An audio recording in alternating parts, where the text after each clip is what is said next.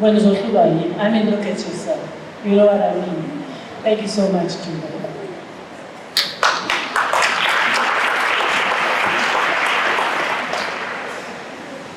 Ms. Nomkita Mbele,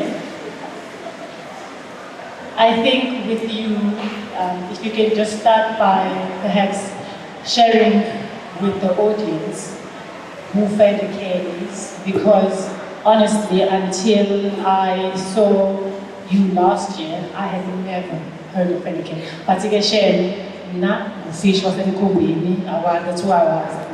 You know, maybe the students know better because they're so steady with technology nowadays.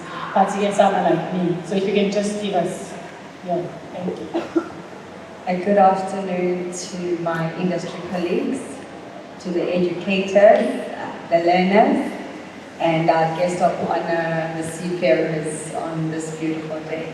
I feel like Baba Ntuli and I are outnumbered in this panel. We are the only 2 non-seafarers here. But I think we've been here long enough, we are seafarers at heart. This industry is not enough to claim the seafarency for ourselves. Thank you, Captain Bogazi. As Captain Bogazi mentioned, Nomkita Mbele, I work for Fenleke Marine. Fenleke Marine is an international company. We operate over 52 locations around the world. We are the world leader in ship-to-ship transfer. When I say the world leader, it means that nobody in the world does it better than we do, as Fenleke. Our main scope of work is that we transfer oil and gas and any other commodity from one ship to another for the purposes of trading. But for the purposes of today, I'm just going to stick to oil and gas because that's the business that we do in South Africa. So as we all are aware, most of us here, especially the adults, have cars. Cars need petrol to move. And petrol is made from refined oil. So there are various ways that we bring oil into the country. One of them is through the SBM, which is sitting outside Durban. You have ships coming in tankers. I think tankers were mentioned here today. Some of the gentlemen here have sailed on tankers. That will go through outside on the SBM, transfer it crude, which then goes to the refineries. It then gets refined into different products, and then you get oil. Or you can have ships come into the country and bring oil that is refined already. And that oil is either going to go through pipelines to the refineries, or it's going to go from one ship to another so that it can go into port. Now, the ships that move e-oil are mostly very big ships. We have VLCCs, which are very large crude carriers. We have LR, which is large range oil tanker. And most of those tankers are not able to go into our South African ports because they are too big to come in. Captain Masemola mentioned that he works on a dredger. And what a dredger does is that they dredge the port to make sure that they are trying and accommodate bigger ships because the world is moving every day and bigger ships are being built every day. And sometimes the infrastructure of our ports are not keeping up with the size of the vessels that are being built. So ESTS, or ship-to-ship transfers, is one of the ways that then takes that pressure off the ports, where you then take this big ship with oil, transfer this oil into a smaller ship that is able to go into the port and discharge that oil to whoever the end client is. We also do it at sea, and we call it offshore ship-to-ship transfer, where we do it at sea. We have 2 vessels coming in together. We transfer holes, we have fenders in between, but the vessels don't rub on each other and cause friction. And then they will then transfer the fuel, and the ship that's got the transfer the fuel into will then go and deliver that fuel anywhere in the world. We also do LPG. At South Africa, we don't only do oil. The LPG is the gas that you use for gas tankers, for a heater or your stoves. We use gas that's called LPG. We also do transfer of LPG in the country. So the reason that you are all warm this winter and that you have heaters, that have gas that work, is thank you to Fendake, because we make sure that the LPG comes into the country and we can all have heaters. So in a nutshell, that's what Fendake does. Like I mentioned, it's an international company. We operate in over 52 locations around the world, and we pride ourselves with safety standards. And I think Captain Marcos, did I answer your question? Yes, thank you, Taz. Thank you. Hey, red leader. Yes, ma'am. Well, Siyabonga Mkita, what I'd like to know though, and I think the audience would like to know is, now, what kind of opportunities does Fendake offer seafarers? And seeing that you work in an oil and gas industry, so I would assume that when you do a risk assessment, one of your key issues or key risks, thank you, would be the spillage of oil, which now takes us to marine environment and etc. Now, if you can just touch on that and how you guys I'm going to start from the opportunities that you asked. So the sort of two streams of opportunities at Fendake. One from a young person, lower level, is that we have operators. So when we have ships around the world that are trading, that are doing the operations, we have operators that look after those operations from the office perspective. So they will be communicating with the ships at sea, they'll be communicating with the clients, and they will be communicating sometimes with the authorities, because if you're going to do any oil transfer, especially in South Africa, you have to get permission from SAMSA. You can't just come with two ships that are full of oil and do operations anywhere you want to. There are designated places where you can do it, both inboard and offshore. And also SAMSA needs to satisfy themselves that the operations are safe, that the people that are doing the operations are skilled, and also that should there be any incident, God forbid, that the companies involved are able to mitigate and also have enough insurances to be able to then pay and take care of the cleanup if anything happens. So we then have operators that are then the loophole. They sort of finish the loop between all those that are involved in the operations. The operators we have in the office are normally students that have come through DUT, that have done the logistics, part of Maritime from DUT. We take them as interns, and then hopefully are able to offer them employment. So we have those opportunities from a young person's perspective, and hopefully as the company grows, we'll be able to take more operators. But from an operational perspective, because the business we do is inherently risky, we are moving oil. It could be crude, which is very dirty oil, or it could be what we call CPP, which is clean petroleum products. And that would be your petrol, and that would be your diesel. And so the operation is inherently very, very risky. So the people that manage our operations at sea, we call them mooring masters. And mooring masters are normally people who have served on board as captains or as chief officers, but only on board tankers, not any other ship. So they must have knowledge of how to operate tankers. They must have knowledge of command on tankers, because when we do the operations offshore, is that the captains have to be responsible for putting in two ships together. Now, when you put in two ships together side by side, that's a big responsibility. And we have to make sure that the people that are doing that are very well versed in the industry, are very, very well versed in the kind of ships that they're operating. So from an opportunity of a mooring master, we normally would take tanker operators, whether as a ship engineer or as a captain, we then have our own internal training process. So we don't just take them from other companies and just use them. I did say we are the world leader, so our standards are very high. So we do get those ex-captains or chief officers. They then have to go through our own internal training, which happens in the UK, the United Kingdom and London. They stay there for 3 months, where they will do our own internal processes of training them. And once they're done with their training, they will then go to the field. But even on the field, they still have to understudy a senior operator for various operations, and it depends on obviously the experience, how long they've been at sea for as masters.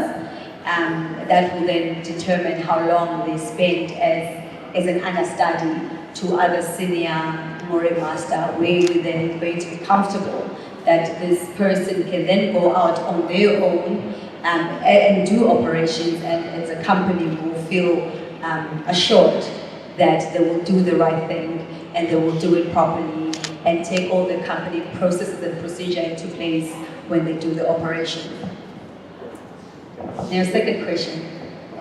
So you must stop me, I'm talking too much. The closer in me talks too much. The second question, Captain Bogazi asked, if I'm correct, is about pollution prevention in terms of our operations. I think I did mention our operation was inherently risky because we're dealing with a lot of oil. I mean, at times we transport 1 million barrels of oil. That's a lot of oil. And our policy is that we don't even want one drop in the water. Because the industry over the last couple of years, over the last decade, in fact, has evolved a lot in terms of environmental safety. There was a time where the motto of most companies in the industry was, you do the job at all costs and get it done and make sure that the client is happy. That has changed so much. There is no time for that. The priorities have now shifted to the welfare of our seafarers and to the protection of the environment. The welfare of our seafarers is very important because you can have all the processes and procedures that are shining in place. If the people that have to be on the ground and execute those processes and procedures are not taken care of, then they're as good as non-existent. And that's why it is important that the welfare of our seafarers, we look after them, we support them. And one of the ways we do that in the company, we have a no pressure policy for our mooring masters on the field. We have empowered them to say, you are on the ground, you are doing the operation. Yes, we are servicing a client. However, safety of our people, safety of the environment comes first. So we are giving you the authority to stop the job when you feel that it's not safe. If you feel that the wind is too high, the waves are too high, and therefore there is a possibility that these hoses that we are using to transfer this fuel might part, and there might be some oil in the water, you have the authority to stop the job. The client will be upset, of course, because everything in this industry is commercially driven. There's pressure for money, there's pressure for penalties, what we call demurrage, when ships are late for their delivery. But however, we do not compromise the safety of our seafarers and the safety of the environment. Also, the environment is very much tied to the sustainability of businesses these days. If you have a bad environmental track record, no company will want to use you. So for us, as a transferer of oil in the water, if I have 1 or 2 drops in the water, my clients walk away because they are posing risk to them. They hire us to manage their risk, and if the company that they've hired to manage their risk is now the very company that is spilling oil, they will then walk away because no company wants to be associated with any company that does bad practices in terms of how they conduct their operation, in terms of how they treat their people, and in terms of how they interact with their clients.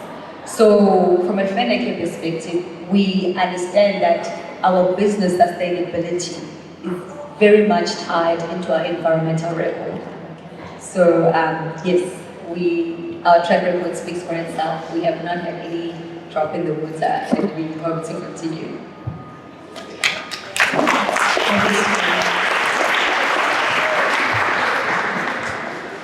I think Longita touched on quite important topics.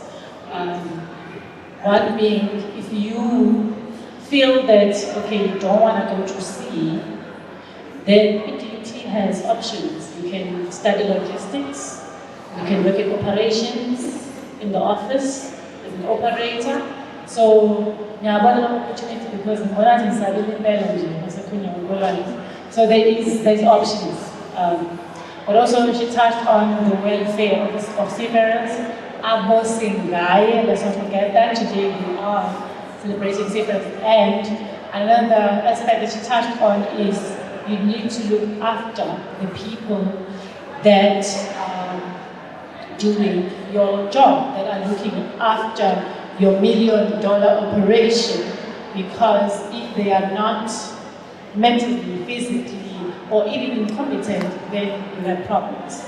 So training is very important in maritime, and that prepares you for your career. So thank you so much, Mr. Nikita. Captain Matlowitsi. I feel I need to apologize. Kumphathi wami bakithi ngoba ngathi igama ngilisho ngiyaqinisa. So Mr. Tsepo, you are Senior Manager, Maritime Policy at SAMSA and Legislation, right? So what I'd like you to do for us is to just give us a brief overview of SAMSA's mandate, what SAMSA does, and also just dive into the policy section that you are responsible for, but focusing obviously on policies that affect seafarers and the environment, which is the theme for today. Thank you, Facilitator. Good afternoon. Still morning. Almost afternoon. So, good morning to ladies and gentlemen and all, to everyone sitting here. I think before I start getting into what SAMSA does, I want to start by acknowledging the students, the learners, and the teachers in the room. I want to acknowledge the teachers because I am where I am because of teachers that believed in me. They saw potential in me and they kept on pushing me. I had one teacher at primary school who used to say to us, every day she walked into us, perseverance is the mother of success. And for some reason, throughout my career, whenever I come across difficulties and whatever, I will go back to this perseverance is the mother of success. So kudos to our teachers that are sitting here today, we appreciate you. And to the learners, don't take this opportunity for granted. I know we are boring you, telling you over and over again that you discount yourselves like it. I'm from Limpopo, you know, Polokwane. I don't know if most of you know where it is. You know Hammanskraal. Now from Hammanskraal, you still go further north. So that's where I'm from. I got into maritime not knowing anything about ships. I didn't know. You get in class at UT, they talk about starboard and port and whatever. You're sitting there, you're lost. But perseverance is the mother of success. I knew I wanted to do this. It was something that is different, and I want to see it through. So take advantage of these opportunities. And if today we're talking about seafarers, we're telling you all the challenges and all of that, don't despair. Not all of us can be seafarers, but the maritime industry is vast. As much as today we're focusing on seafarers, there are also other opportunities within the industry. So all I can say to you is dare to be different and take charge of your life. You've got a light to give you, make sure that you shine it through.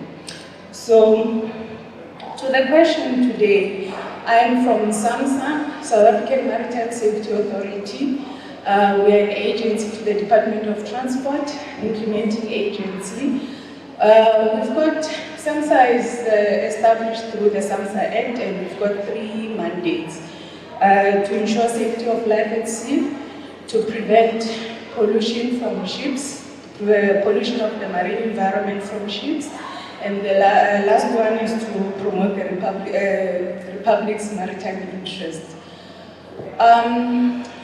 Today, we are speaking about MAPOL, which is an international convention for prevention of pollution, of the marine environment. So what we do at SAMSA, our department, DOT, they will develop the act that domesticate those international conventions. And we as SAMSA, I am in the Center for Policy, Legal and Regulations.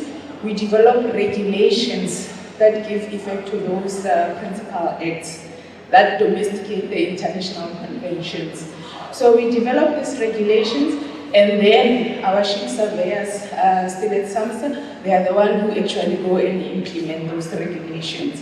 So 2 things. Today, when you're talking about seafarers, the convention that we look at is that's most important to seafarers is the STCW, which is an international convention for the seafarer training, certification, and watchkeeping. At SAMSA, we have regulations that govern the training and certification of seafarers.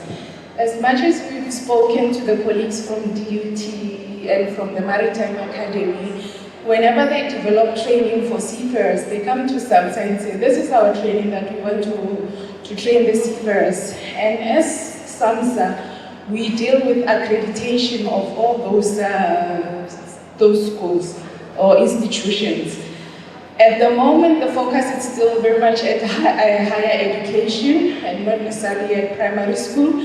But as part of our mandate of promoting the maritime interest, we are slowly moving into the high schools and even into the primary schools.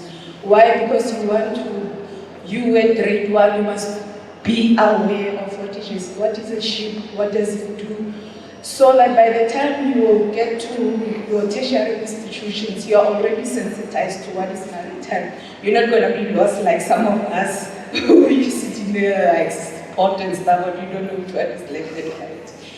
So that's seafarer training and certification. And as part of the work that we do for seafarers, we also have the seafarer welfare programs. Our seafarers are our heroes. They are the backbone of trade. They move cargo from point A to point B. Whatever you see, it says made in China or made in, your expensive cars, your BMWs and whatever, they are here in South Africa because of our seafarers. Whatever we move out of South Africa, it's because of our seafarers. So they are the backbone of movement of trade between, at a global level. So it is important that we take care of them, make sure that we have programs that take care of their welfare. I'm sure most of you will be aware that there's this thing that mental wellness, it has become a topical issue. So as SAMSA, we have those programs as well to protect our seafarers, ones from South Africa and even the ones sailing on South African ships. So when it comes to MAPOL, so protection of the marine environment, we do have regulations. As I think my CEO had indicated that MAPOL is divided into 6 annexures. We have regulations for each and every one of those annexures. We develop them at the Policy, Legal and Regulation, working in conjunction with our surveyors, and then they go to DOT for promulgation and approval, and then they'll come back to us and the surveyors, they will implement those. What is most important is to note is that as much as we are developing regulations, rules and regulations, and trying to govern what happens on the ships and on the oceans, it is important to note that the seafarers are the focal point of all of this that we do. Because when you say you're developing regulations to protect pollution from ships, you're not talking about the ship as a vessel. Those ships are run by seafarers. Those ships are operated by seafarers. So whatever we do, it all trickles down to the seafarers on board those ships. So when you say prevention of pollution by oil, you must do 1, 2, 3. You come in port, you go, and you go state inspection. You say no, you are complying or you are not complying. It is the seafarers that are at fault. So whatever we do as government institution, as private company, Peter brags about being the world class. It is because of their seafarers and taking care of them and making sure that they are, they are in the right mind, they are well taken care of. That's how important seafarers are. So I think it's very pivotal that we are celebrating seafarers today, and we are stating that our commitment continues to protect the marine environment. So as much as we're talking about litter, what you really need to think about is also remember that in the ocean lives the fishes and whatever seafood. Let me just say seafood. So if the oceans are not clean, if we don't protect the marine ocean, that contamination comes back to us through consuming seafood, and we get sick, cancers and everything, all of that. So it is very important, and it's not a one-man job. It's an industry-wide, and as much as you're talking about pollution in the sea, even now, I hope that you've sparked something within you. When you go around, you're not going to eat an apple and throw it down, because all of these things, they end up in our oceans, and what they do, they find their way back into our food system and find their way back to us. So protection of the marine environment is important for all of us. Thank you.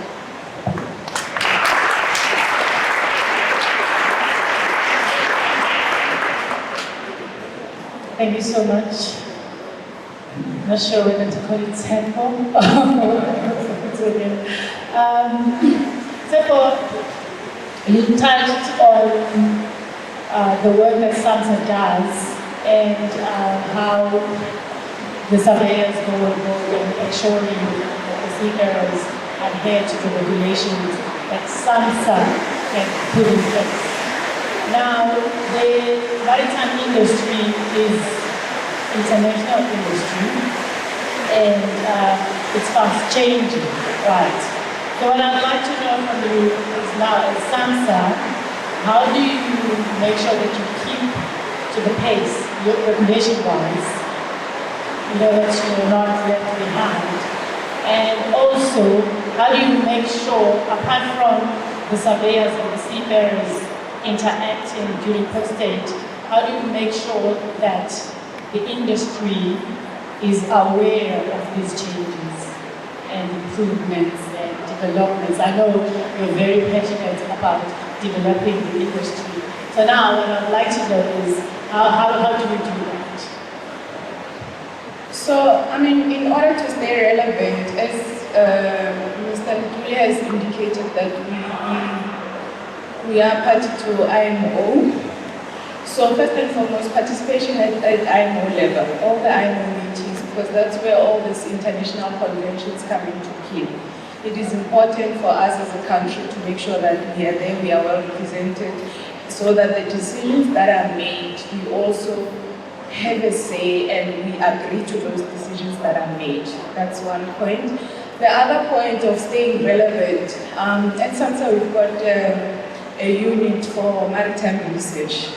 Research and development is something that maybe sometimes we take it for granted, but if you want to be futuristic and about moving forward, research and development is key to what we do. So we have a unit for research and development. They analyze the trends at a global level, and they analyze, what is the industry moving towards and what is likely to impact to South Africa. And so we're not only just focusing on SAMSA, we're focusing on the impact on South Africa as a whole. So those are some of the things that we do to stay relevant. And also, as much as we are a maritime safety authority, we also try and keep on checking with our colleagues in other countries, the other maritime authorities in other countries, to see what is it that they are doing, so that we can always upskill ourselves and remain relevant within the industry. So I think your second question involves how then do we involve everyone, more than just the seafarers and what. We've got, as I've indicated, our third mandate is to promote the public's maritime interest. So part of the programs that we do under that, we've got what we call industry development, we've got maritime awareness programs. So with regards to maritime awareness programs, we go to schools, to high schools. We don't just limit it to, to coastals and the oceans belong to all of us, or to all South Africans, I believe. So we go around, trying targeting the rural of the ruralers, because you never know what might come out from those areas. So we're going around promoting maritime studies, the maritime industry, and all of that. And then on the industry development side, that's where we're talking about your business side of things. We've got the CMTP. I'm sure we're going to talk more about it. It's the policy that aims to use the maritime transport to address the challenges of poverty and also to uplift the previously disadvantaged. So within our programs of industry development, we focus on the business aspect of it. We're trying to promote SMEs, we're trying to facilitate the creation of jobs within the maritime industry. Those are some of the things that we do to make sure that we involve everyone and invite everyone within the maritime space.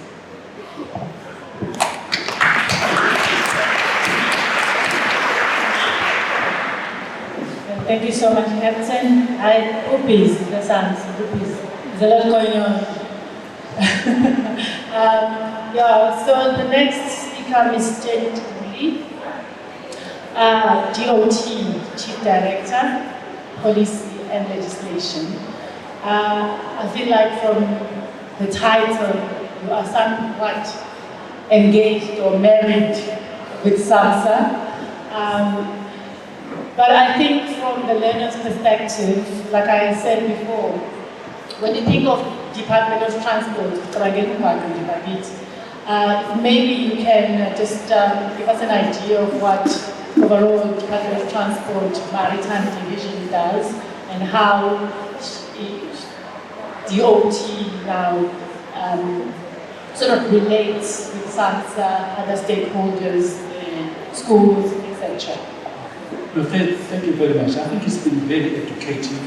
I'm sure the information that came out from sometimes when we see it from the process has been very empowering. And I recall, I think Jana said, I've forgotten him now. I know, beside him having qualified Dalian Maritime University, Shanghai, he speaks Mandarin. He speaks Mandarin. So, which means, therefore, that he is a resource that we can use in our engagement with the Chinese. It's critical. That's very, very powerful.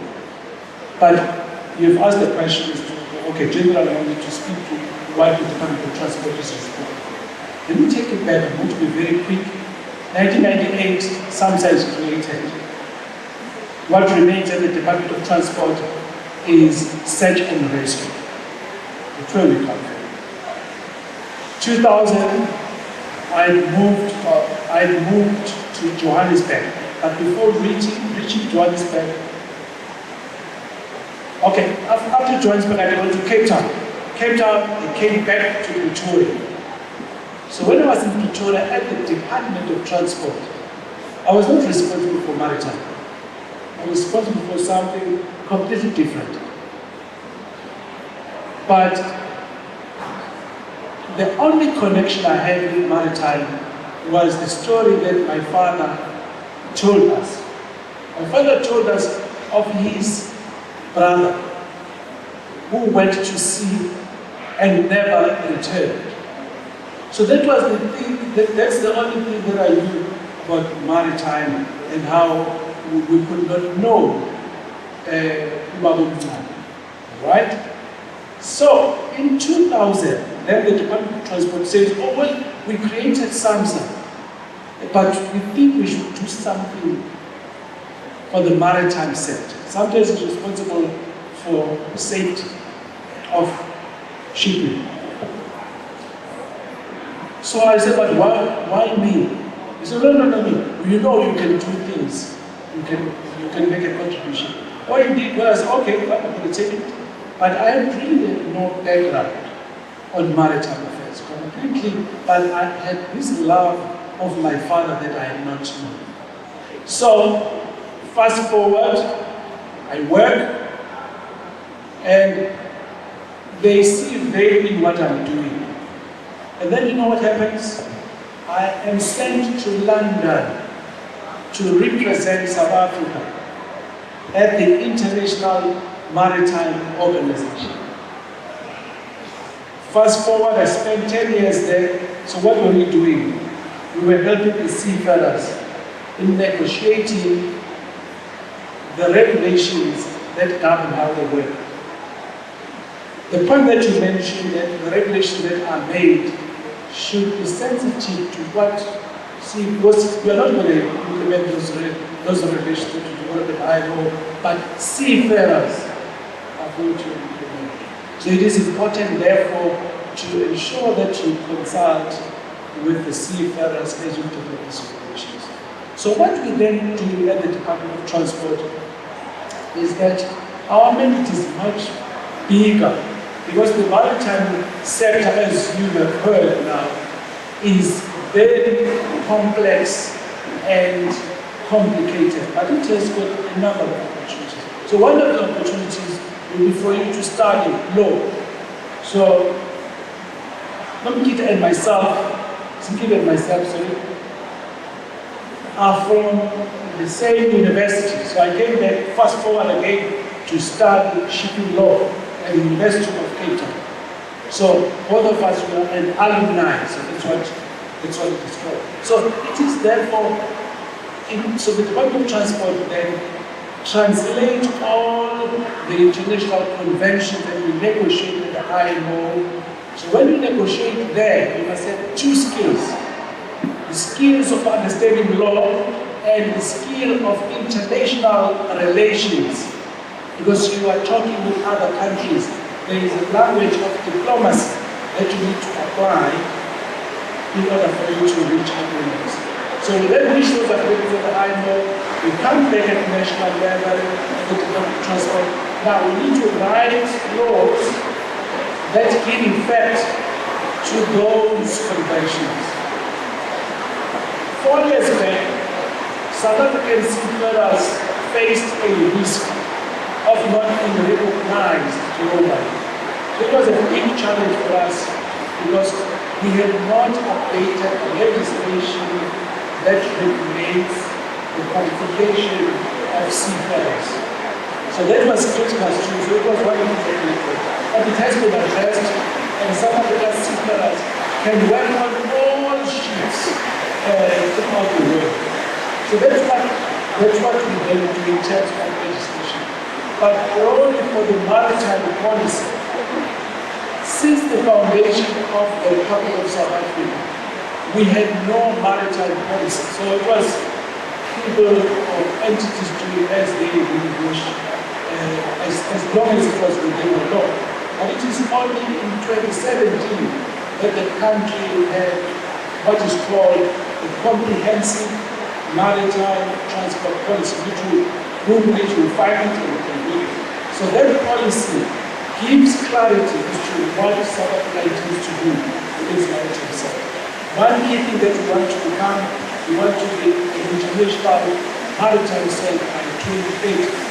And that's what we are focused into doing.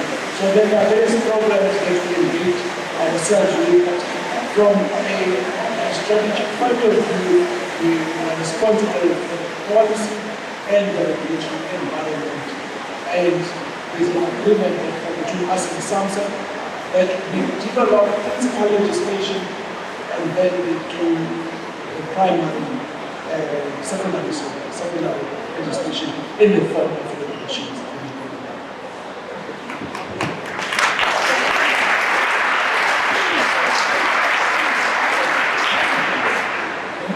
Thank you so much, Mr. Duri.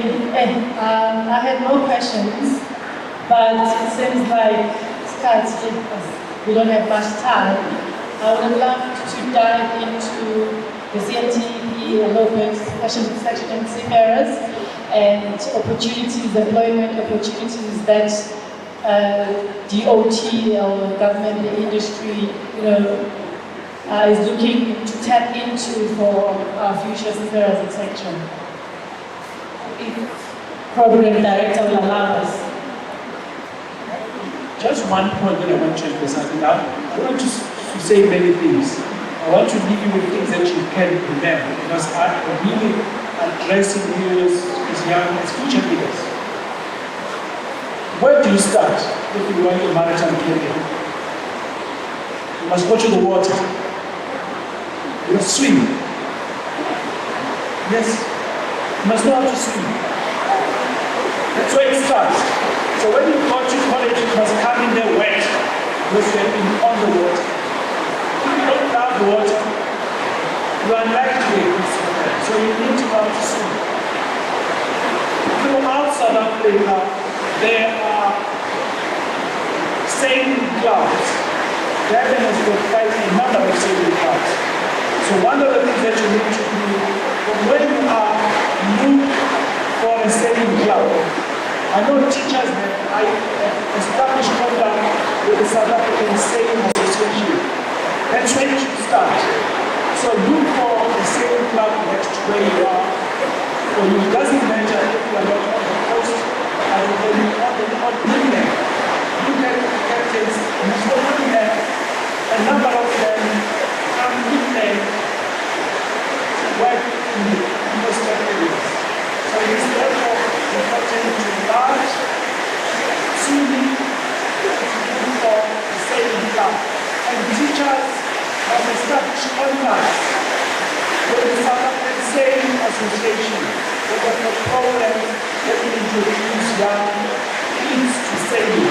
That's where it is important. When you go to the college, you have an idea as to how you should behave when you are in the water. So it starts with sailing. Thank you so much. Thank you so much to all our speakers for very insightful and educational and engaging discussions. In summary, I would just like to say to all of us that even though seafarers have a dual role in preventing marine pollution and obviously propelling international trade, but we in this room, a lot of us also have a responsibility to them, to not only celebrate them on the 25th of December, when we commemorate Seafarers Day, but to ensure that we create an enabling environment for them on board. So we train them properly, we look after their well-being, we need to be sensitive to the struggles, as Mr. Dube mentioned, that the seafarers face each and every day. Excluding me obviously, we may not be aware or have never experienced these because we are in the office, but let's just be sensitive, because as Mr. Bell said, if we do not take care of the people that are looking after our equipment, our ships, our oil, we are also at the risk of polluting the environment. And thank you so much, Jim.